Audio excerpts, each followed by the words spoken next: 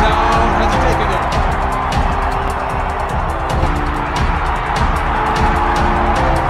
Shot और catch out हो गए. Welcome back, ladies and gentlemen, to yet another episode of Cricket Mehfil. I'm your host, Babar Azam, and first and foremost, a huge congratulations to all of the Pakistan cricket supporters who have tuned into this episode. Pakistan, of course, reigned supreme in Galle, a monumental test victory by 4 wickets. They chased down 342 runs, and we'll be reviewing that test and previewing the second test with, of course, grassroots cricket legend. He has been on a bit of a hiatus, but he's back and hopefully with a bang. Nawab Hassan Hussain Qureshi. Hassan bhai, many congratulations to you. And how do you feel? Thank you so much, Behramji. It's always a pleasure to be here talking cricket with you. And, you know, the episodes are in safe hands with you, so I don't think anyone's missing me. I've woken up today, and I say woken up because I woke up so early to watch the game. Just absolutely, you know, I'm refreshed. It's just so nice to see the way Pakistan went about it. There was so much doom and gloom on that first innings, and then so much negativity. Just watching the positivity on the timeline, Behram, it's just been amazing. And like you said, this is a monumental chase. This is a huge effort. This is very big for a young Pakistani team trying to make its mark in Test cricket. And as a fan, it's just brilliant. Brilliant to see. And the fact that there were contributions from so many players. On Cloud9, Behram. Cloud9 right now. As am I, 100% agree with you over there. Of course, I, sitting in Toronto, did pull off an all-nighter, so I watched the entire game, and I don't know how I'm functioning right now. But let's jump right into it, Hassan bhai. First, I just want to talk about the magnitude of this victory, the enormity of this occasion, because Galle is a graveyard in the 4th innings for batters. And historically, you know, this was the highest run chase in Galle. The previous best was around 268 that Sri Lanka chased down versus New Zealand. And then the next was England, who chased down 164 against Sri Lanka last year. And the next one after that was 99. So that's how difficult it is to chase down totals in Galle. And I just want to highlight how big of an achievement this really is with respect to Pakistan cricket and what this will do for the confidence of these players who, of course, this is a big moment in their careers. And 342 is a massive total. And I know that Pakistan has chased down 300 plus totals twice versus Sri Lanka in Palikele when they chased down 370 odd. And then that 302 chase in Sharjah within 2 sessions. But this just seems bigger than both of those, doesn't it? It does, Behram. And look, let's quickly talk about those two as well. We had Misbah, we had Yunus. This is a young side. It's completely different. You've got a debutant batting in there. You've got Abdullah, who's what, 6 tests old. You've got a captain who we were told can't play left-arm spin. I hope this doesn't come back and bother the king in any way. Let's be honest. Like you mentioned, the previous highest chase was by Sri Lanka against New Zealand. No disrespect to New Zealand, but it was not a chase by anyone against Sri Lanka on their own turf. And look at the way the spinners came into this. Jayasuriya came with 12 scalps on debut, you know. So we were up against Spain, Pakistan, left-arm Spain. Greatest respect to Rangana Herat, but we made his test career with the amount of wickets he took against us. So there was always that thing. And in a way, Behram, was kind of like a final frontier for Pakistan, you know. Yes, we've gone and done it in Palikele. Yes, we did it in Sharjah. We had Misbah. We had Yunus Khan. We had those players at their prime. This was Babar Azam's coming of age as a test captain in that regard, even more so than Karachi. So the magnitude of this victory is huge for a young side that is coming through and looking to take it on. And again, it's not like we've had the greatest of records against Sri Lanka in the last few years. Let's be very honest, the last few times that we've gone, they've seemed to have a trick against us. They find a mystery spinner comes on, he bowls left-arm spin, the batsmen get run. So the fact that we managed to do this playing 3 pacers and then playing a young team in terms of batsmen, and as so many have negatively pointed out, but I'm simply pointing it out, without our most experienced batsman in Azhar Ali also making the kind of contributions he does, I think it is monumental. It's a huge victory for Pakistan, something to build on confidence-wise.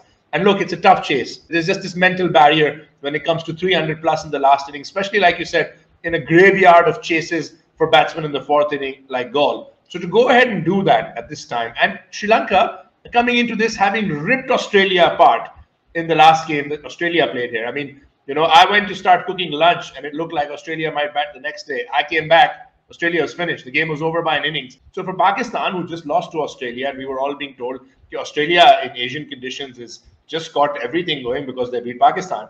It's a big thing for a young team, Behram, and it's wonderful to see.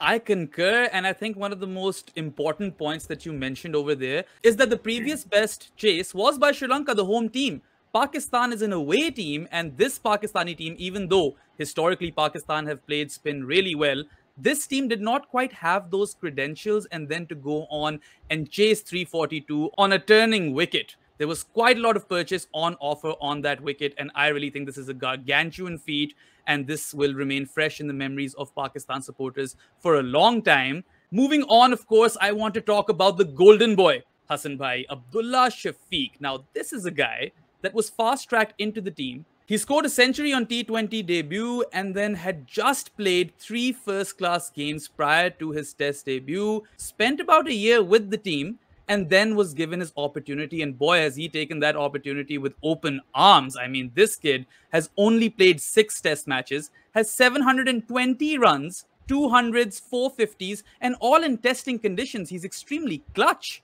You think about that 96 in the 4th innings that he played in Karachi versus Australia, that absolute blockathon of an innings that helped save the game for Pakistan. He had twin 50s on debut versus Bangladesh. And then now, this innings, 160 not out, carried his bat, saw the team home, and ensured that they chased down 342 runs.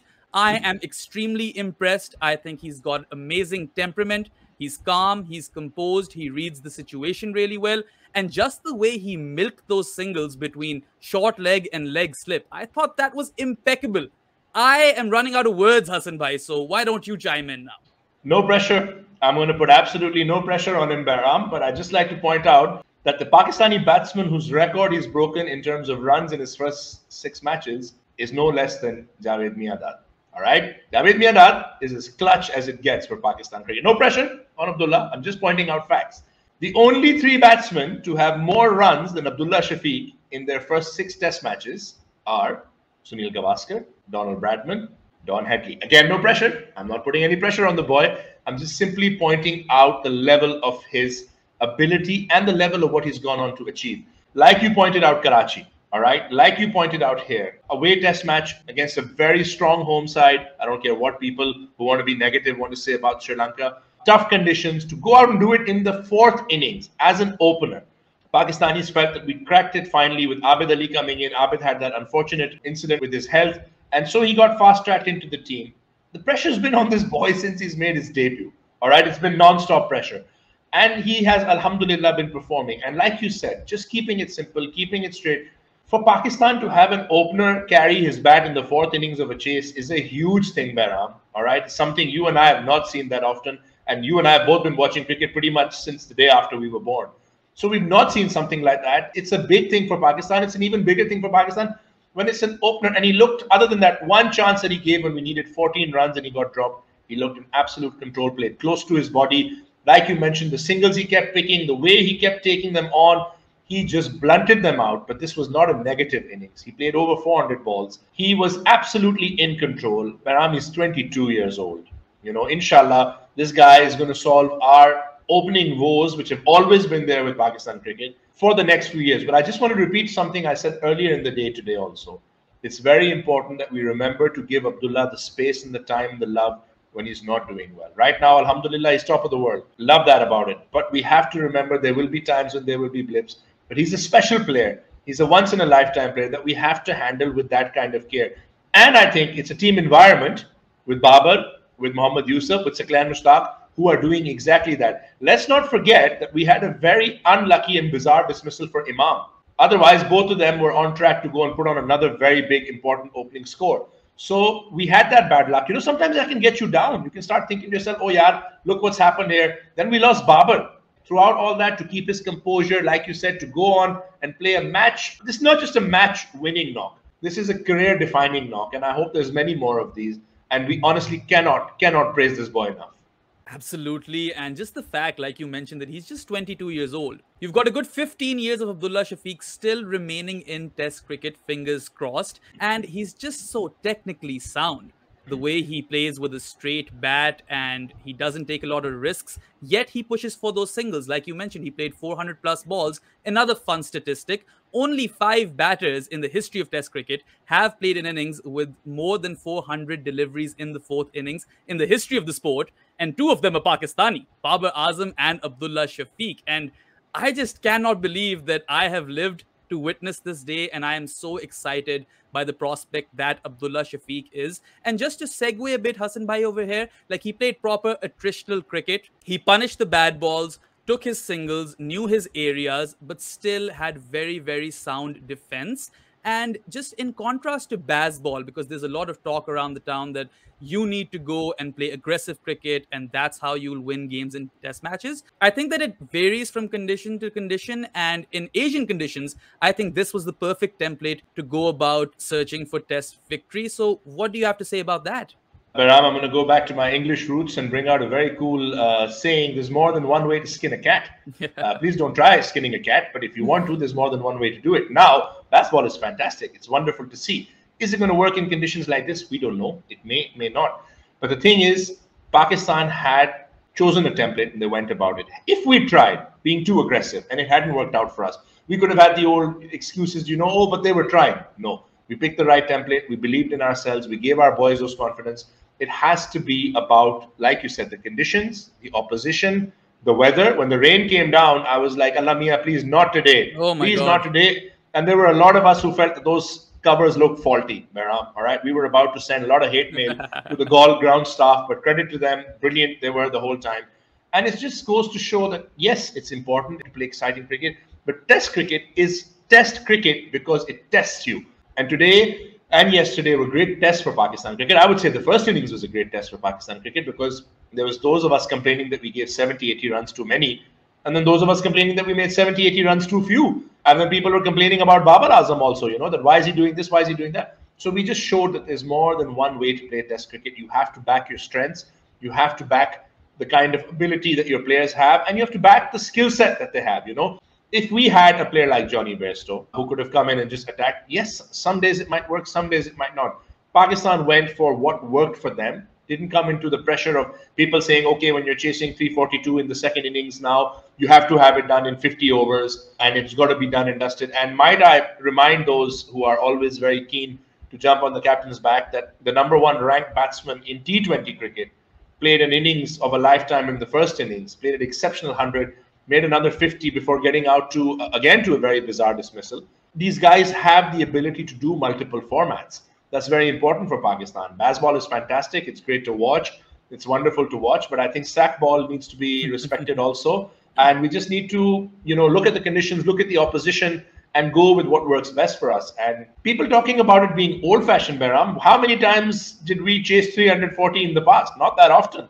So some credit to these guys, some credit to this captain, and some credit to the batting coach and the coach for giving them the belief and giving them the plans to go out and execute for the betterment of the team. Yes, I completely agree. And I just want to add to that, Hassan Bhai, that intent does not necessarily equate to 4s and 6s. I thought Abdullah's innings had a lot of intent and Pakistan's approach as well when they were chasing that total because they were looking busy at the crease. And that's what you got to do. You have to rotate strike and you have to put the opposition under pressure. And I think Pakistan did that very well. And even though Abdullah may have approached this an old school way, Pakistan's captain, I thought, was quite aggressive in his approach, especially when he came on to bat in the second innings. But when we talk about Babar Azam, we just have to talk about that 100 that he scored in the first innings. Pakistan were reeling at 85 for 7 and then 112 for 8. And that innings that Babar Azam played, just when he played that 196 versus Australia, you thought it couldn't get any better. But maybe this innings is a contender because the conditions were very, very demanding. And the way Babar Azam just approached his innings, the way he came out and played his shots with confidence and also soaked up the pressure. I mean, he's in the form of his life, and this form has been going on since the last 3 years. Babar hasn't really had a dip, and now he's really peaking in Test cricket, which I personally love to see. And just the way he came out to bat in the second innings. I know he got that game-saving 100 in the first innings. Without that 100, Pakistan would not have been in this contest. But the way he scored his 55 runs in the second innings, I think that took the pressure off Abdullah as well and really set the tone for that chase.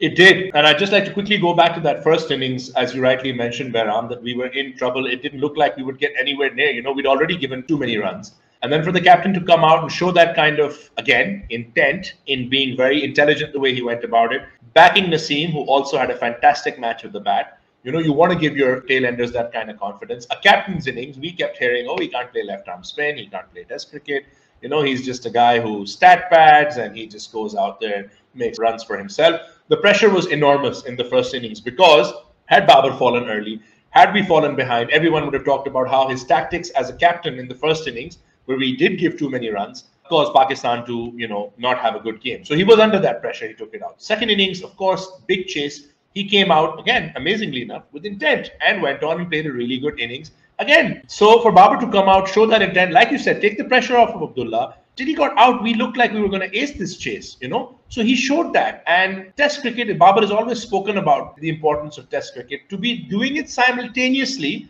while he's dominating ODI cricket and he's dominating T20 cricket. Long may it continue, inshallah. But I don't think we have seen a batsman be this dominant in all formats of the game while being a captain.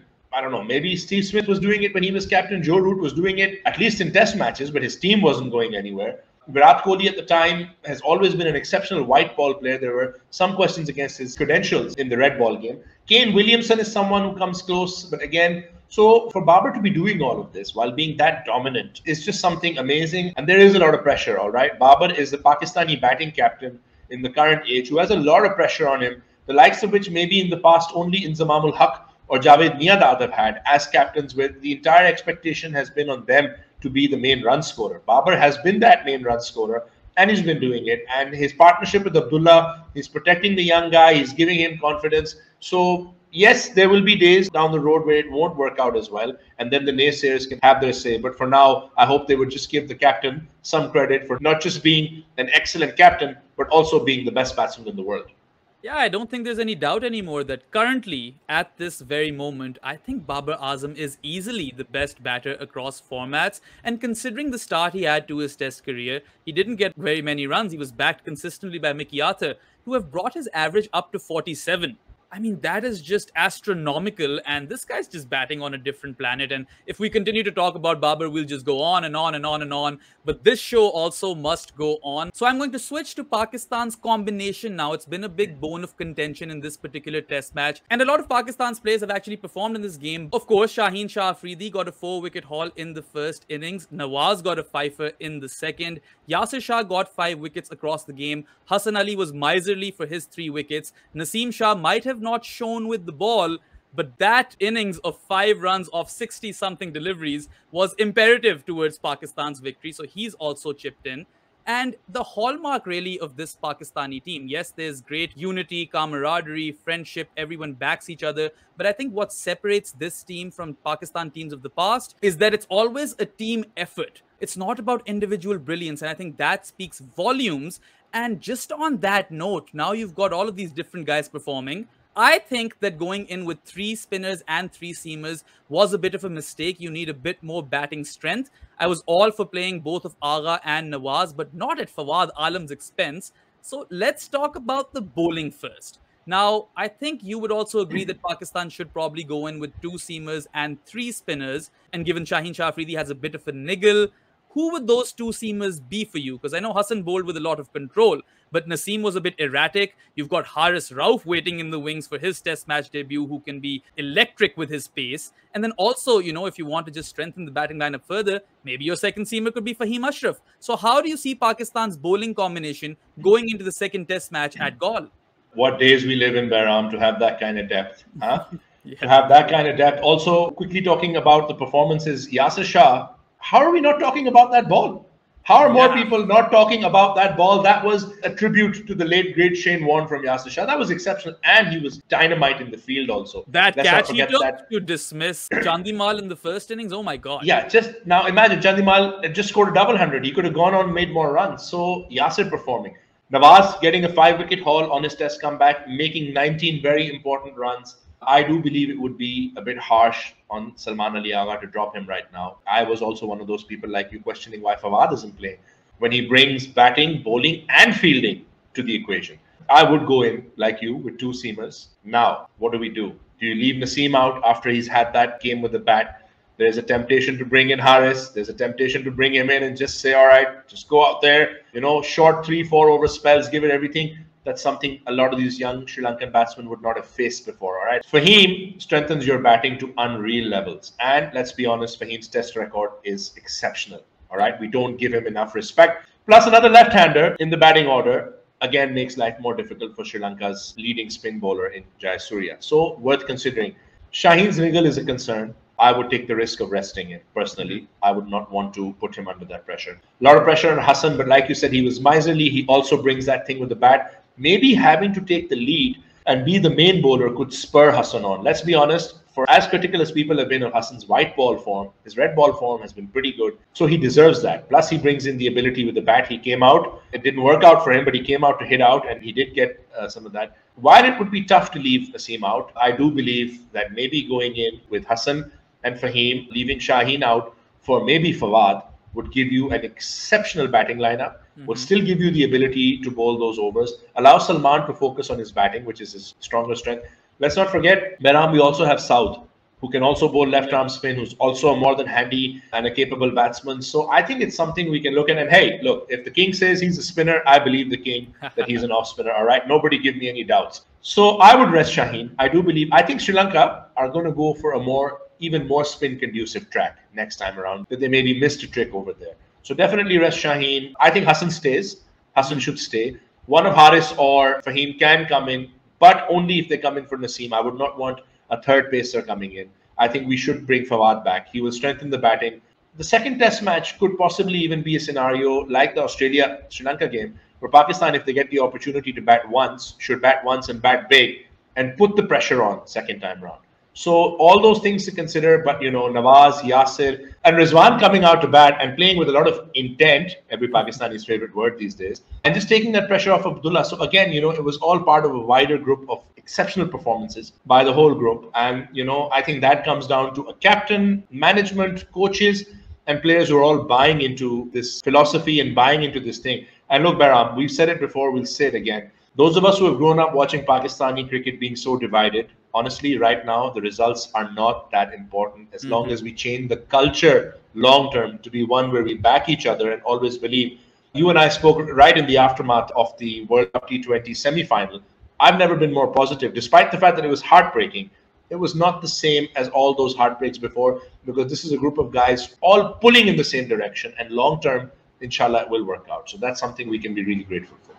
And long may that continue. It's all about following that process, working hard, and every player and coach consistently says the same mantra. And I think the team has bought into it and it's working wonders. Coming back to the bowling attack, I think you brought up a lot of good points. I too would also not risk aggravating Shaheen Shah Afridi's injury. I don't even think he's that crucial in this test match, given that spin is the main weapon in these conditions. And then also, I'm quite comfortable with Hassan leading the attack. He bowled wicket to wicket, nagging lengths, quite similar to what Kasun Rajatha was actually doing for Sri Lanka. But Hassan, of course, was better, got more wickets. And I think he was a bit under-bowled as well. He could have bowled more overs because he was providing Babar Azam with a lot of control. Then, of course, you have Yasir Shah and Mohammad Nawaz who have to play. They had decent games. Nawaz better than Yasir, so you go with those two spinners. I would be tempted to throw in a Noman Ali, because even though before this test match I was in two minds, when I saw Prabhat Jayasuriya do what he was doing, I thought that maybe this test match or this wicket is tailor-made for someone like Noman Ali. So I would have him as the third spinner, maybe in place of Agha Salman. I know that's a bit harsh and you shouldn't be axed after just one test match, but you've got to play horses for courses over here. And then the second seamer could either be Haris Rauf. You could hand him a debut and just tell him to go out there and bowl as fast as he can, be that tearaway quick. Or you could strengthen your batting lineup with Fahim Ashraf as your second seamer. So lots of options over there for Pakistan. But primarily, I feel Pakistan should go with the 3 frontline spinners and 2 seamer approach. And I think that will work in favor of the team's balance as well. As far as the batting is concerned, yes, I do think Fawad Alam should play that second test match, especially because he averages about 74 against spin in international cricket. He's played in Sri Lanka before, and he plays the ball very late as well and gets underneath the ball. And even though it might look very unorthodox, Fawad is on top of his game, so I think he needs to be there. And yeah, I mean, everyone else contributed, right? Imam scored that very important 35 in the second innings. I think Rizwan's 59 runs across both innings were very, very crucial. And of course, Rizwan is indispensable to this team anyway. That leaves Azhar Ali. Of course, Azhar had a horrible game, just 9 runs in 2 innings. But then you've got Azhar's experience. That's 95 test matches worth of experience. And after just having one bad game, it might be a bit unfair to drop him. That's the problem with these 2 test match series anyway, because you don't get a lot of time to kind of test out your lineup. But I think, yes, they have to make room for Fawad in that batting lineup. It's unfortunate for people like Saud Shakil who have been waiting in the wings for so long, and he also captained the A team when they visited Sri Lanka. And then Shan Masood is in impeccable form, and he's really, really unfortunate to miss out. But if you've got your top 3 settled and you don't want to chop and change over there, then unfortunately I don't see a berth in the team for Shan Masood. So yes, I think they should strengthen their batting as far as the combination is concerned and have that 2-seamer and 3-spinner approach. Yeah, I'd agree with you, Bahram. That's the approach we got to take. And the fact that we have so many options, the fact that we have so many different players that can come into it really augurs well for Pakistan cricket. It's fantastic to see. Absolutely. I mean, I'm on 7th heaven as well, just looking at the prospects and the results and just the spirit around the team. Literally, I've never experienced this euphoria in my life as a Pakistan cricket fan. And like you said, we're just proud of this team as is. It doesn't even matter if they play cricket. We just love them anyway, which is very, very unique for me as a Pakistan cricket supporter because of all the controversy and turmoil that has surrounded Pakistan cricket in the past. But let's shift our focus a bit to Sri Lanka now. Of course, they did look like quite a settled unit, actually, coming off that historic win versus Australia. Prabhat Jayasuriya, like you mentioned, 12 wickets in his first game, 9 wickets in this one.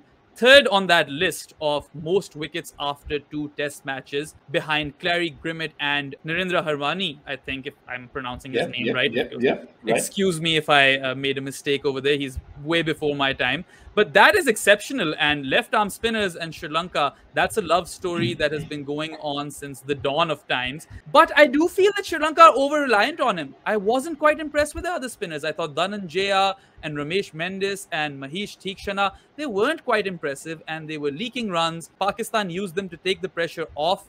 And I just feel like Prabhat Jayasuriya needs a bit of support. Of course, Dinesh Chandimal is also in imperious form and he scored that double ton versus Australia. He scored 170 runs in this game as well, 76 in the first innings and 94 in the second. And I think as far as the batting is concerned, Sri Lanka are fairly sorted. I mean, Kusal Mendis got runs. He got like a 76 in the second innings, only to be dismissed by that peach of a delivery by Yasir Shah. And also Oshada Fernando. I was really impressed by his intent, the way he played his cricket positively, and also got a 50. So I don't think batting is as big of a concern. But as far as bowling is concerned, I think going into the second test match at Galle, Sri Lanka need to bring in some new spinners. I think they do. I think they probably thought that, Jayasuriya would lead the way and create the pressure for the other bowlers. But there was a little bit of loose stuff from the other guys. I think Chandimal gave us a template for batting against Australia when he just kept sweeping them. But Pakistan didn't resort to that. We played close to the body. And I don't think they attacked Pakistani batsmen as much as they should have.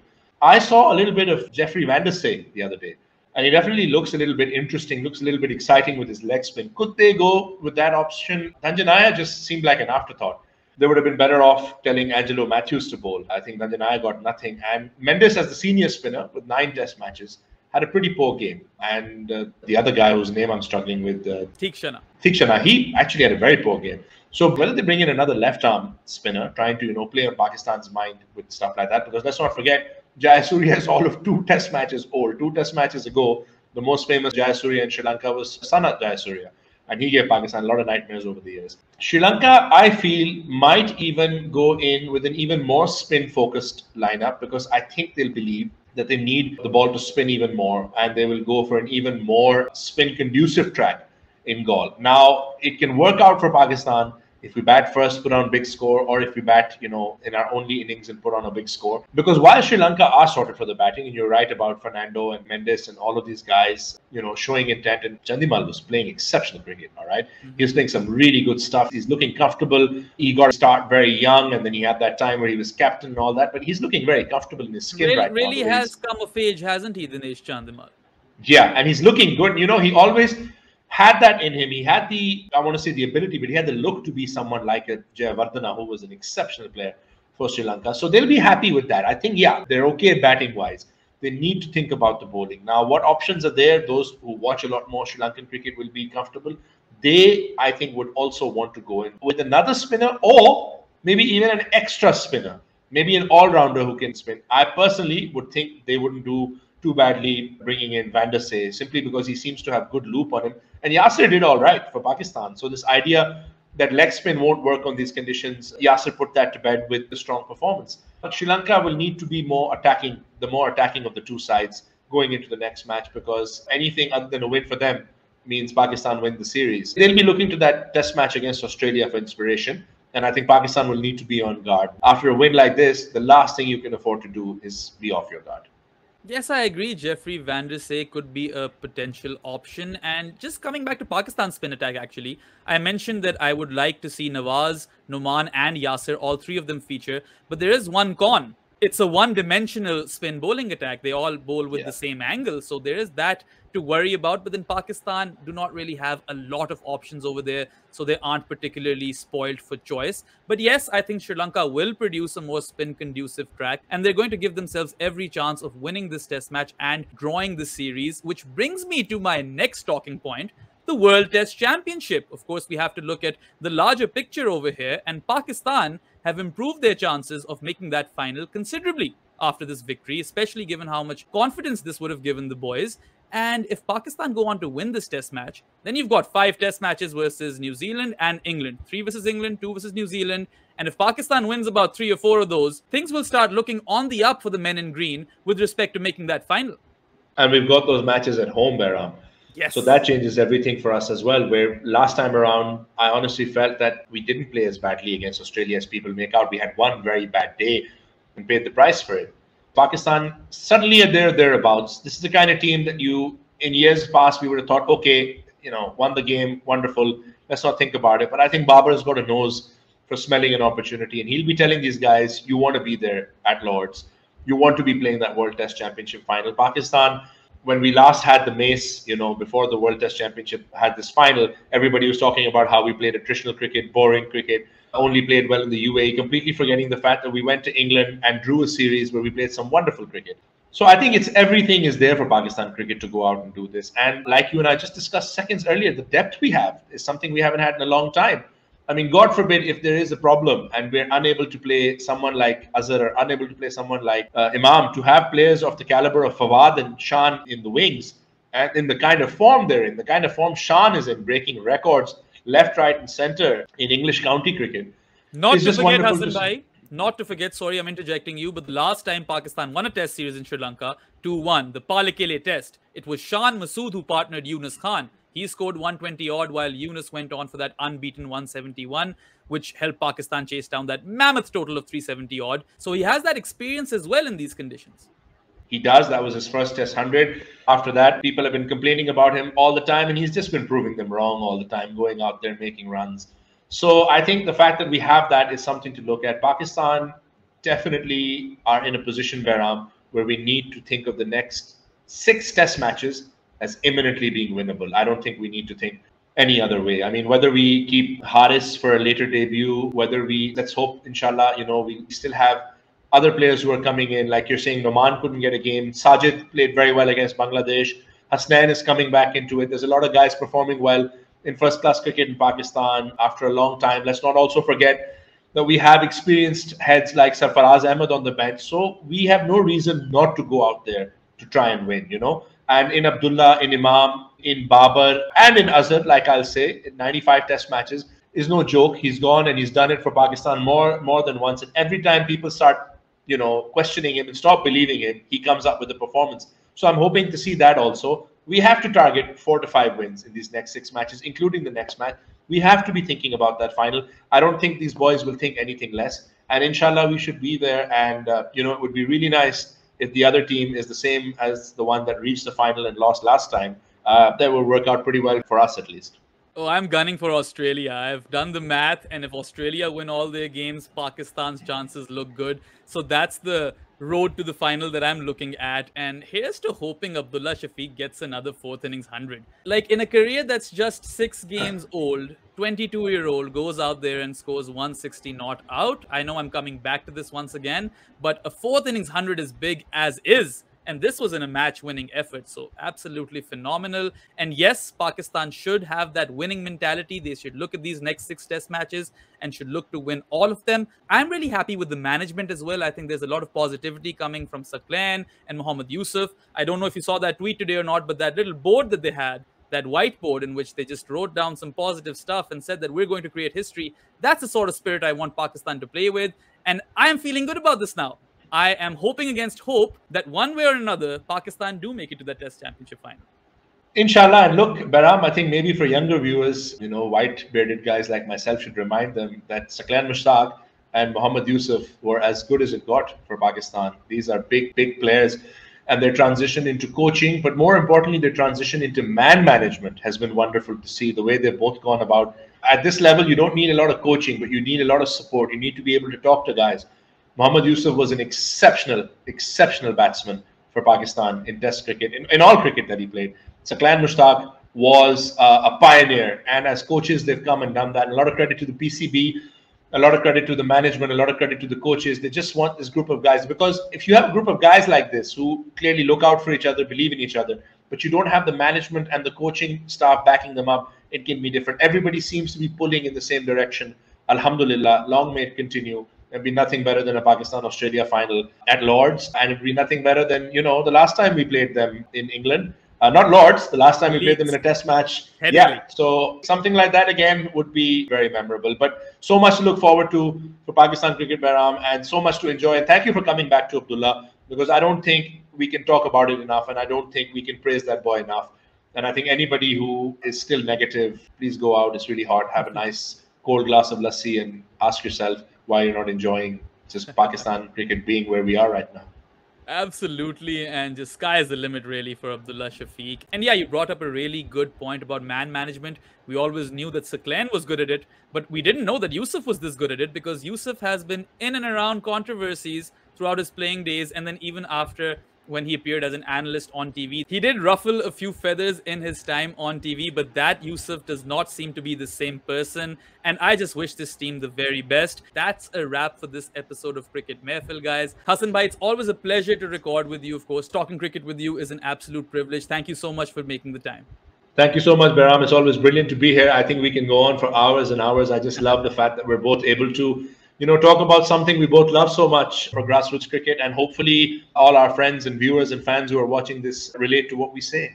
Absolutely. And on that note, guys, if you enjoyed this video, like it, subscribe to our channel, share this video with your friends. At Grassroots Cricket, we're trying to change the landscape of cricket coverage in Pakistan. So support our cause, watch our content across platforms, and do join our Discord server if you want to be more involved with Grassroots Cricket. We'll do a review of the entire series once it ends. But till then, goodbye.